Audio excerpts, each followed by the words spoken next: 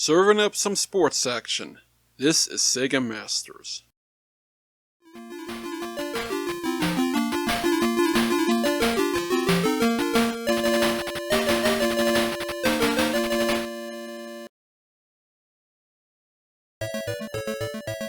We've reached the Master System's first holiday season in the US, and we're leading off the Master System lineup for December 1986 with another Sega card, though this will be the last card we'll see for a long while.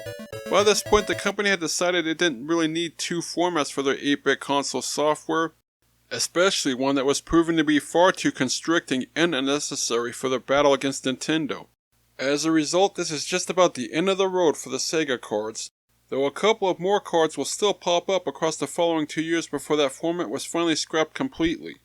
Nonetheless, Sega would just about rely exclusively on the Mega cartridges for almost all Master System releases going forward.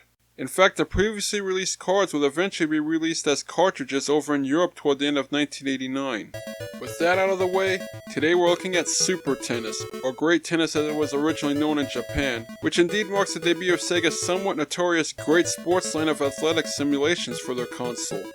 Ever since the early days of the Atari 2600, sports games have been an essential part of any video game console's library. Gamers just love to imagine themselves stepping into the shoes of their favorite athletes and replicating their famous feats on the field or court. Nintendo certainly made sure a few sports simulations were among the first wave of cartridges for their Nintendo Entertainment System as they prepared it for its North American debut in October 1985.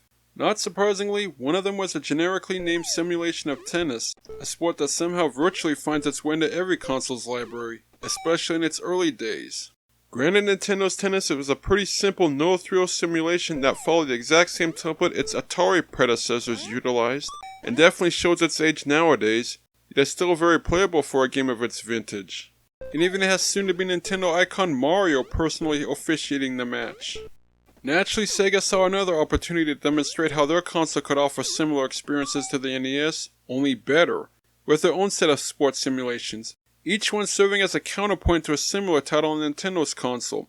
They even boasted of their superiority with the adjective great or super in the name, though whether they actually deserve such designations is up for debate. As far as what Super Tennis offers in comparison to its Nintendo counterpart, you're first greeted with this menu offering a few options to customize your avatar, specifically how fast and accurate he is, and whether he's better at offense, defense, or balance. 5 different skill levels for your computer-controlled opponent are also available to choose from. However, once you do take to the court, you'll find Super Tennis looks very similar and plays nearly identically to Nintendo's cartridge. Granted, there are a few visual differences, and Mario isn't the official in this contest, yet this whole exercise feels like the programmers blatantly lifted the code straight from the NES cart, touched up the graphics slightly, and here we are. Though something apparently went wrong with the plagiarism, as Super Tennis feels just about broken, to the point where merely playing it can be a frustrating experience. Now, anyone who's seen a tennis match in real life knows how it works. You can participate in either a singles or doubles match, both of which are best of 3 sets, and you take a set by winning 6 games with the expected peculiar scoring. Once the ball is put into play, you and your opponent hit it back and forth with the usual rules from the real-world sport in effect. Depending on your position and the height of the ball, you can send the ball back toward your opponent with a lob, smash, or volley, though there's a slight chance the ball could pass right through your racket due to some iffy collision detection. You can't really aim your shots either, and the ball can often fly at odd angles, leading to some frustrating results, especially when you try to serve it into play.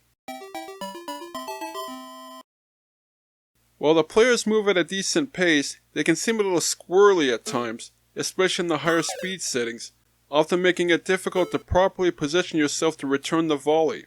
It's also possible to find yourself accidentally facing the wrong way as the ball bounces behind you. At the same time, the ball travels slowly through the air for whatever reason. It's not unusual to have several swings at the ball before it drops to the ground, even if you whiff on your first shot. A lot of practice is required to get a handle on all the quirks, especially if you hope to stand a chance against the CPU, which can prove to be a challenging opponent. Of course, being an early tennis simulation means no tournaments or career mode or anything else is to be found here. You just play the single match, and once it concludes, it's back to the title screen.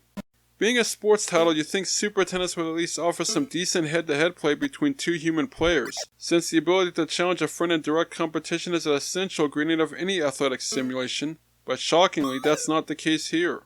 The only option for 2 players in this card is the doubles mode, and even then you're both forced to be on the same team against a computer duo, further limiting what little appeal this card might have had.